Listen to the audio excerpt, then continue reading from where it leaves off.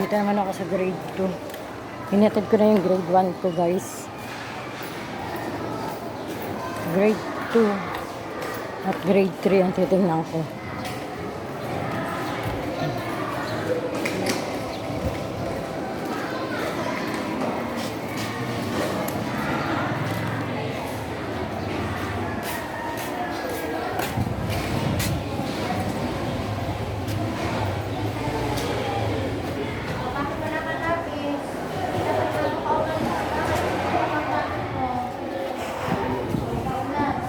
Isang si Prince. Asan si Prince? Prince. Ah, yun pala. Oh, sige, okay lang.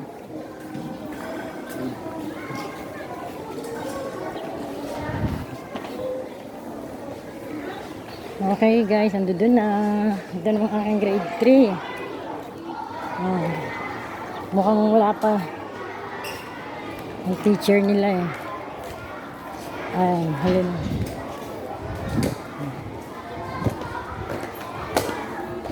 Nakakanta pa ng Bayang Magiliw kaya ay pa sila papasukin.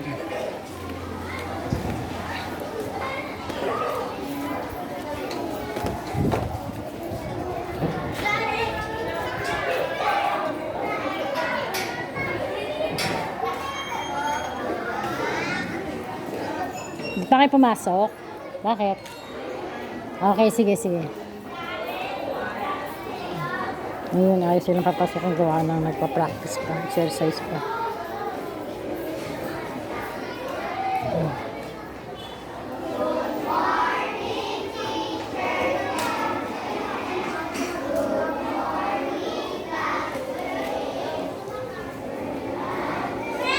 Okay, nakapasok na. Okay guys, nakapasok na. Pabalik na ako sa grade 1.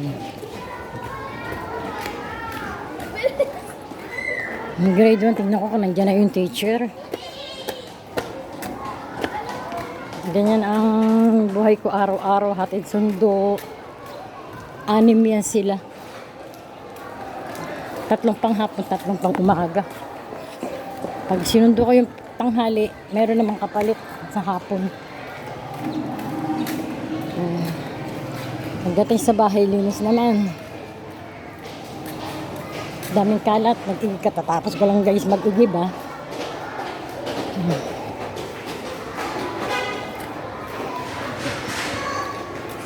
Okay guys, andito na yata yung si teacher.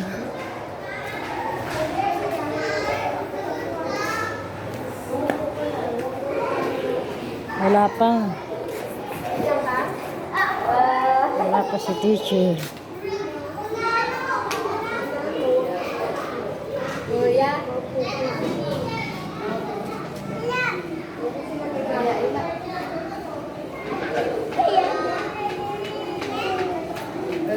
Wala lang. Huwag ka tatayo ha, huwag ka tatakbo dyan lang ka. Ha? Bayaan mo sila. Yung pambayad mo ha, hawakan mo ha. Hatibaon mo be. Hatibaon mo, hawakan mo ha. Dapat lagay mo sa bag. Ayan na si teacher. Huwag ka kayo ulit. Nandiyan na si teacher. Akala ko, nag-grade 1 niyang agad. Madali na pa. Hindi, nag-daycare, nag-kinder. Sige na, okay na ako naman. Nagdaan niya sa daycare, nagdaan sa kinder. Babay na. Bigay mo kay teacher pang sa cleaner ka mo ha, cleaner. Morning ma'am. Ma'am, kay Healer May, nag-abot ko ako ng 20 para sa cleaner. Sino kanina ka ba? Healer May. Hindi kanina. Sino pong ano niya? Sinong... Alaga, ito On ko. Tuesday? Webes. Webes ka ba? Wala ka mong babayaran na. Hindi kasi ako hindi kasi ako nakaka-attend ma'am eh. Gawa ng Hindi, lahat naman may ganyan. uuwi kasi. Kailangan mo pong mag-abay. Pupunta kasi ako ma'am ng ng Cavite City sa papa niya. Bye-bye. Mama, nakalagaling. Sabi ko ng tatay niya. Yung stepfather yun. Yung tunay po.